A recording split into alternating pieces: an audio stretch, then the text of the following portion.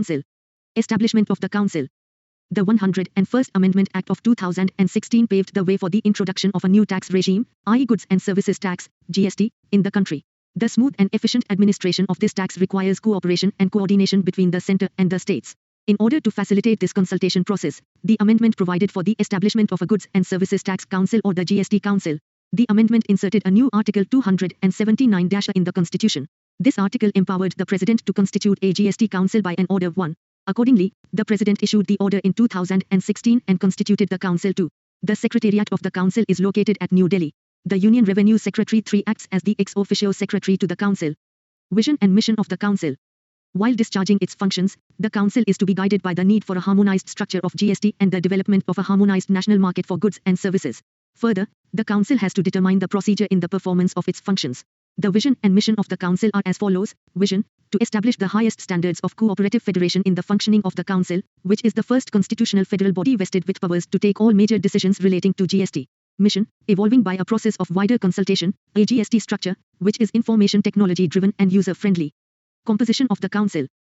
The Council is a joint forum of the Centre and the States and consists of the following members: a. The Union Finance Minister as the chairperson, b. The Union Minister of State in charge of Revenue or Finance, c. The Minister in charge of Finance or Taxation or any other minister nominated by each state government. The members of the Council from the states have to choose one amongst themselves to be the vice chairperson of the Council.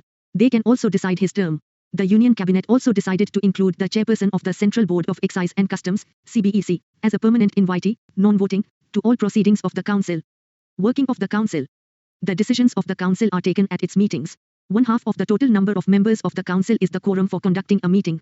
Every decision of the Council is to be taken by a majority of not less than 3/4 of the weighted votes of the members present and voting at the meeting. The decision is taken in accordance with the following principles. I. The vote of the central government shall have a weightage 1/3 of the total votes cast in that meeting. 2. The votes of all the state governments combined shall have weightage of 2/3 of the total votes cast in that meeting. Any act or proceedings of the Council will not become invalid on the following grounds. I. Any vacancy or defect in the constitution of the Council, or 2. Any defect in the appointment of a person as a member of the Council, or 3. Any procedural irregularity of the Council not affecting the merits of the case. Functions of the Council. The Council is required to make recommendations to the Centre and the States on the following matters: a. The taxes, cesses and surcharges levied by the Centre, the States and the local bodies that would get merged in GST. b. The goods and services that may be subjected to GST or exempted from GST. c. Model GST laws, principles of levy, apportionment of GST levied on supplies in the course of interstate trade or commerce and the principles that govern the place of supply. d. The threshold limit of turnover below which goods and services may be exempted from GST. e. The rates including floor rates with bands of GST. f. Any special rate or rates for a specified period to raise additional resources during any natural calamity or disaster. g. Special provision with respect to the states of Arunachal Pradesh, Assam, Jammu and Kashmir 4, Manipur, Meghalaya, Mizoram, Nagaland, Sikkim, Tripura, Himachal Pradesh and Uttarakhand. h. Any other matter relating to GST, as the Council may decide. Other functions of the Council. In addition to the above, the Council has the following other functions. 1. The Council shall recommend the date on which the GST may be levied on petroleum crude, high-speed diesel, motor spirit, petrol, natural gas and aviation turbine fuel. 2. When there is a dispute with respect to its recommendations or their implementation, the Council shall establish a mechanism to adjudicate upon the dispute, a. Between the Centre and one or more states, or b. Between the Centre and any state or states on one side and one or more other states on the other side, or c. Between two or more states. 3. The Council has to recommend the compensation to the states for loss of revenue arising on account of introduction of GST for a period of 5 years. Based on this recommendation, the Parliament determines the compensation.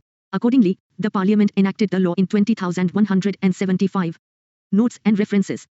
1. Article 279a, 1, says that the President shall, within 60 days from the commencement of the Constitution, 101st Amendment, Act, 2016, by order, constitute a council to be called the Goods and Services Tax Council. 2. The presidential order was issued on 15 September 2016. 3. Department of Revenue, the Ministry of Finance, Government of India. 4. The Jammu and Kashmir Reorganization Act, 2019, bifurcated the erstwhile state of Jammu and Kashmir into 2 separate union territories, namely, the Union Territory of Jammu and Kashmir and the Union Territory of Ladakh. 5. The Goods and Services Tax, Compensation to States, Act, 2017. T. 47 National Commission for SCs.